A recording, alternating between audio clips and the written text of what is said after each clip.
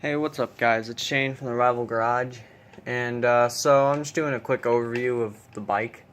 I haven't really, well, Chris did film 2 times, but for one reason or another, they weren't uploaded, so I'm just give you guys some background information. So this is a Chinese scooter. It's a Tao Jet 50. I don't know how it could be considered a Jet 50 with a 49cc engine. And I've done a few mods here and there. I'm just going to go over that. And the main reason I wanted this to explain something. I am buying a motorcycle, an actual one.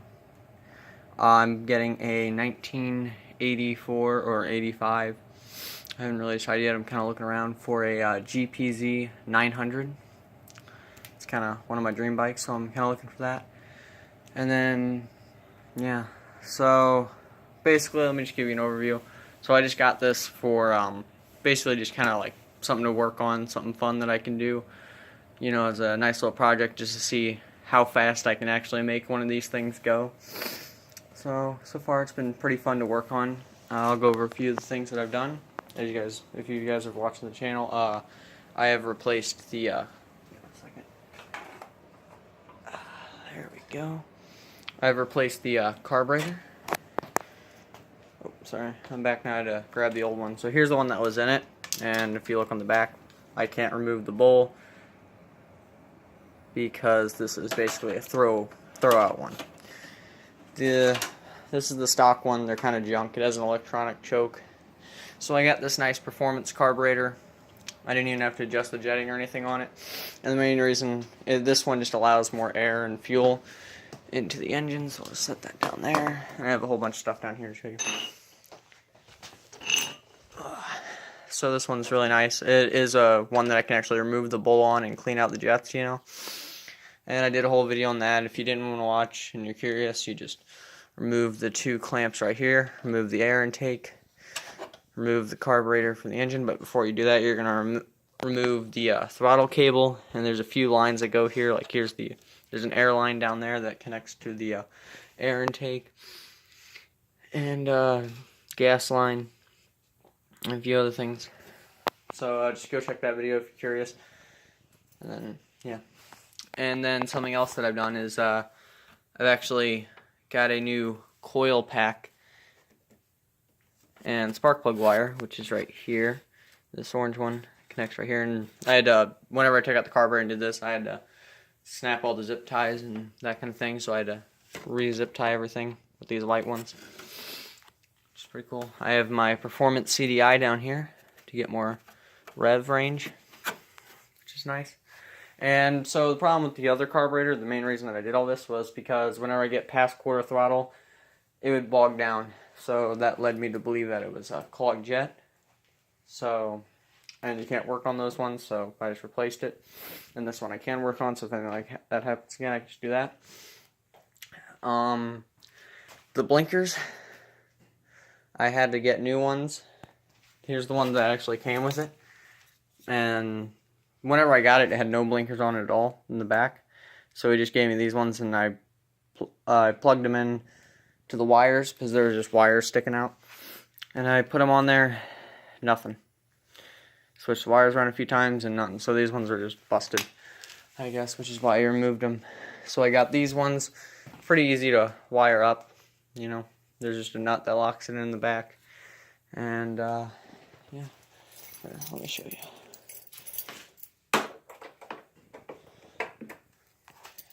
Harder to do with my left hand. There's my dash, my lights.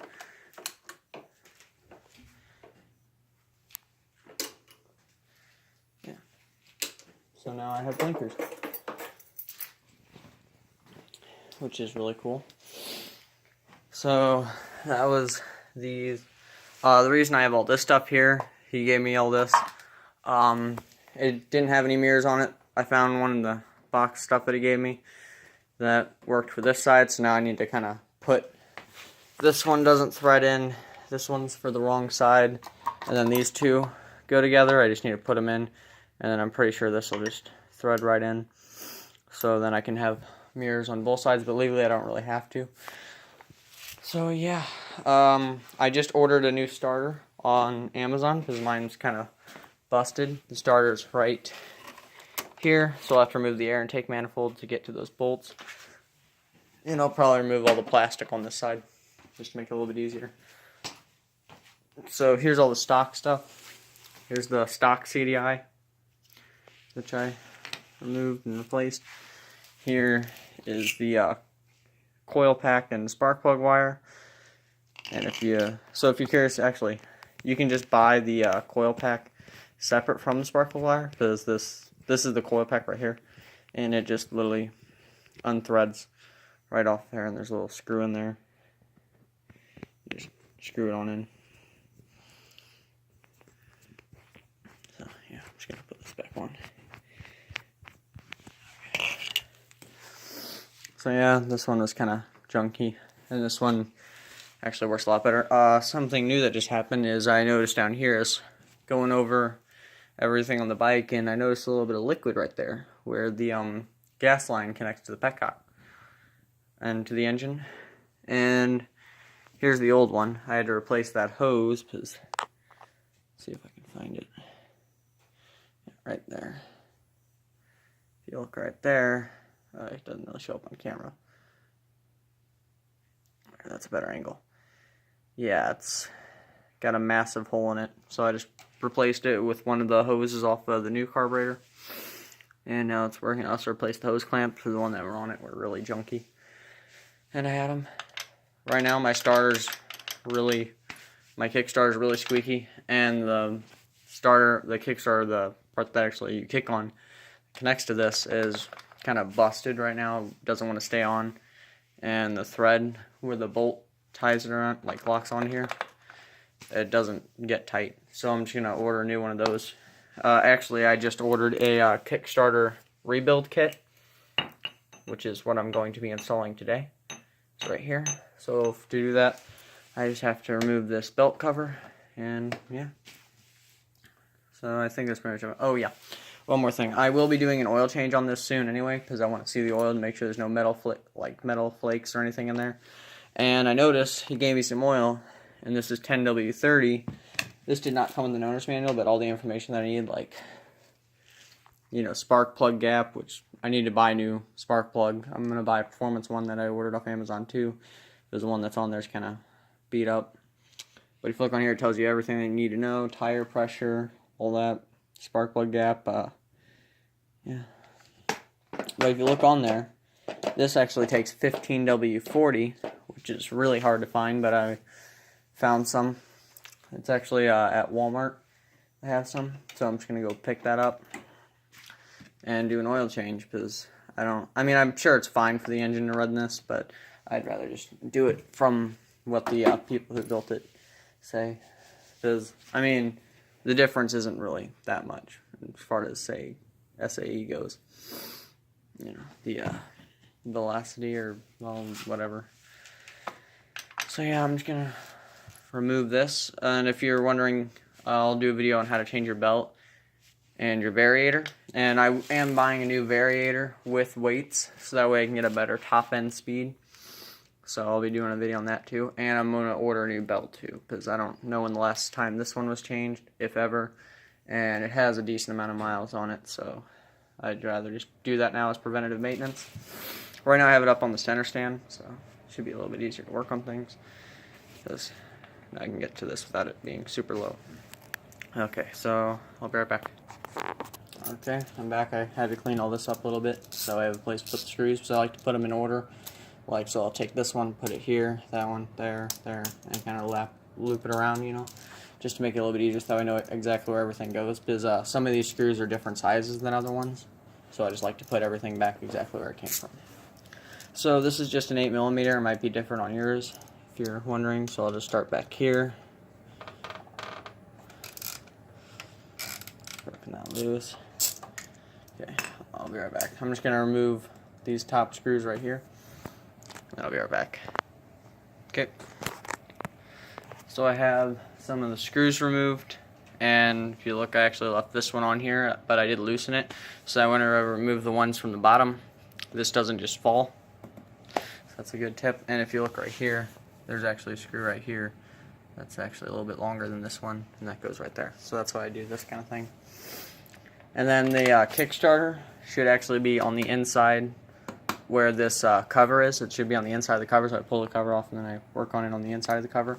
And there's a little ring right here. Little, I forgot what they're called. Locking, I don't know. Snap rings. Where it's basically two little holes. You have a snap ring tool where you put the holes in there, and you open it, and then it spreads it apart enough where you can pull it out. Because these things are known for flying everywhere. So yeah, that's going to be the most annoying part about this. So I've already done that. There's a few bolts on the bottom around here. So I'm just going to remove those now, and I'll be right back. Okay, so I just removed the ones from the bottom, and as you can see, it's a little bit loose. There should be about 8 screws. I only have 7 because the one on the bottom is missing, so I'm just going to order, I guess, a whole new screw set for this, just so I can have that one screw in just in case any of these go missing. So now I'm just going to remove this last screw, and while I do that, I'll remove it with my right hand. I'll actually, since it's already broken loose, I'll just use the extension with the 8mm and just use my right hand to twist that off and my left hand to hold it, so I can just remove everything and set it down. Okay, so I got that off. It's pretty easy. Do be careful though with that one. There's this little bracket right here, and that's to hold all your hoses to make sure they're secure. So if you look here, hang on a second. Sorry, I had to move the light around just to get a little better. Okay, so I got that off. Here's my belt right here. Here's my clutch, my variator, and my starter clutch, which is right here.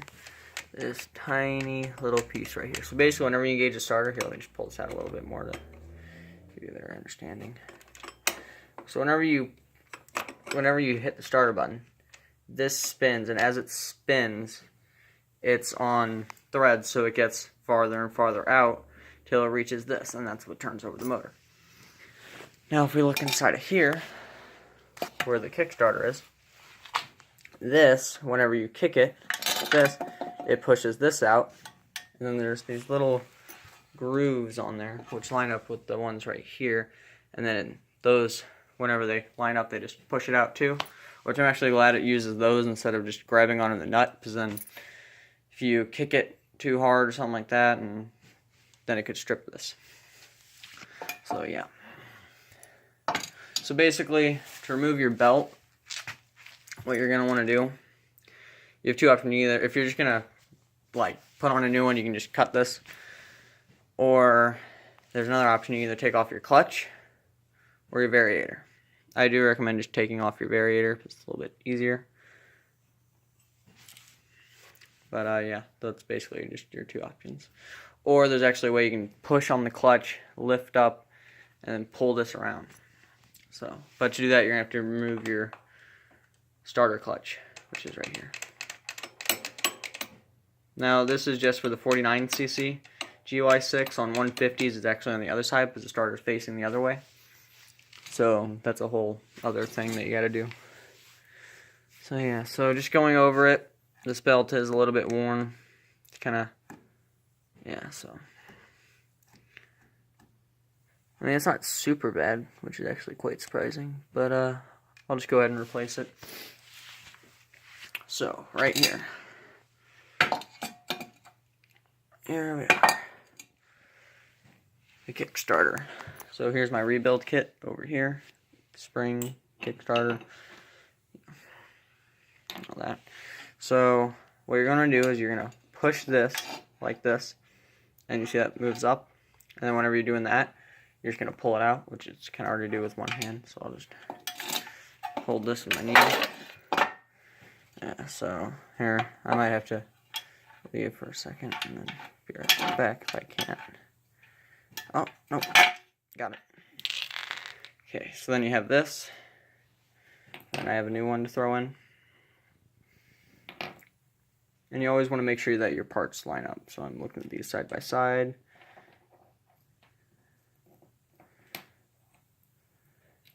And they're pretty similar. so I shouldn't have any issues with that.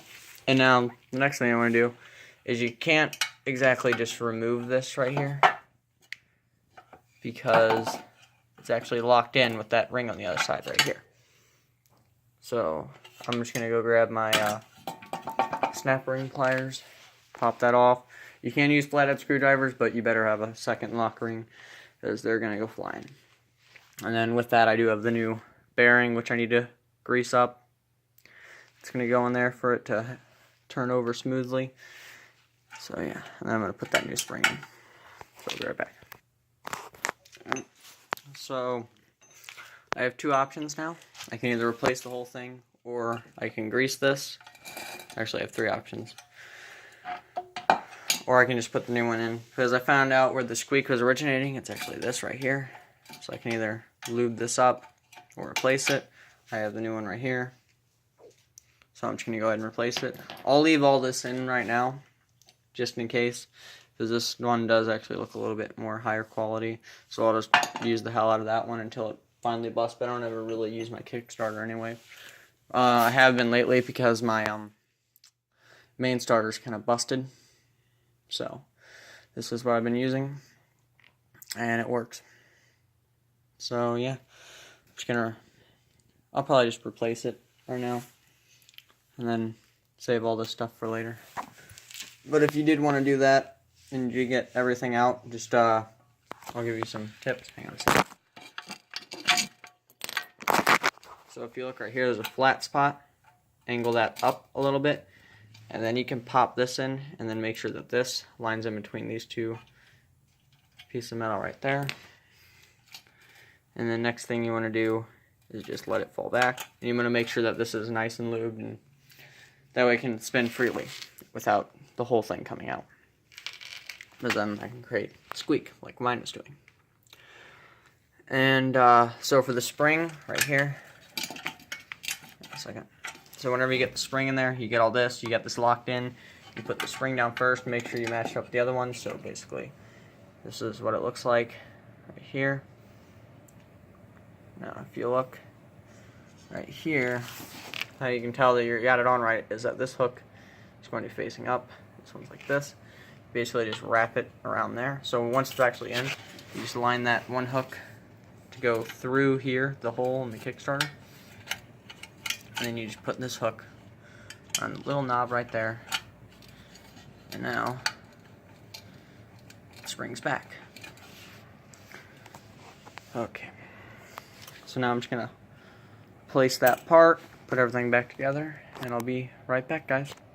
Okay, so here's the new one. I did add a light coat of oil, and I've just been working it in.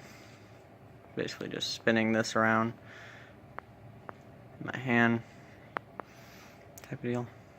It's kind of hard to do with one hand. But yeah, just working it in just to make sure that it stays good. Now I'll just pop that in there.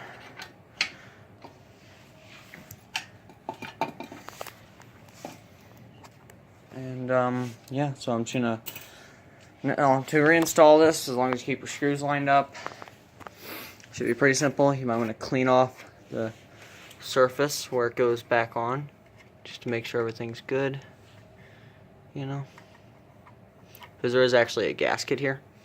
It's kind of hard to see, but yeah, like right there, this is all kind of like, yeah, so that's all. You just want to make sure that that stays sealed. So I'm going to go clean all this up, get all the gunk off there, get a plastic scraper, just so I don't damage anything. And yeah, this should be good. Okay, so this is all in. Now on to installation. There's a little hole at the top, right there. That's for the starter clutch to engage. Or not engage, but to hold, that goes in there. That thread's in there, that holds it still, so that whenever we click starter, it just spins. I don't really know how to show you. So you just want to make sure that that spins freely, which it does, and then it lines up with this. So that's actually, okay, so I'm going to be replacing that. Make sure everything's good. Make sure none of your teeth are broken. Look around here. And then if that all checks out, you've done what you need to do right here. You can just pop this baby in. And then I'll put the kickstarter back on. And we'll see how she turns over. Okay, I'm back. Everything seems to be good. I'm gonna go take it outside, start it up for a test run, get all this put back together, and we should be good. Okay, see you guys next time.